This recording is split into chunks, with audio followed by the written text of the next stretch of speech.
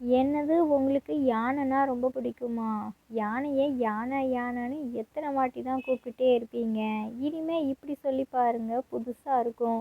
ஆனை, வேழம், களிறு, மதகரி, வாரணம், கரி, கூழ், மாதங்கம், கலபம், கைமா. இதில் களிறுங்கிறது ஆண் யானையை குறிக்கும். மதகரிங்கிறது மதம் பிடிச்ச யானையை சொல்லுவாங்க. பிடினா பெண் யானை. அது நிறையா பேருக்கு தெரியும். ஆமாம், அப்போ யானை குட்டியை எப்படி சொல்கிறது? ஆ கயந்தலை, போதகம், துடியடி, கலபம், கயமுனி. தமிழ் மொழி ரொம்ப பிடிக்கும்னா லைக் பண்ணிக்கோங்க. யானை சவாரி போயிருக்கிறீங்களா? சங்க காலத்தில் நம்மளோட மன்னர்கள் 4 படைகள் வச்சுருந்தாங்கள்ல, அதில் யானை படையும் மிக வலிமையான படை.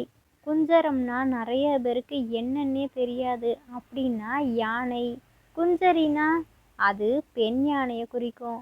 அதுக்கப்புறம் முருக கடவுளோட மனைவி இருக்காங்கள்ல, தெய்வ யானை, அவங்களோட மற்றொரு பேராகவும் குஞ்சரியை பயன்படுத்திட்டு இருக்கிறாங்க.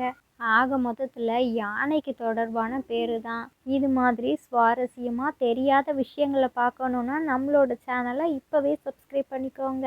இதோட இன்னொரு வீடியோவில் பார்க்குறேன்.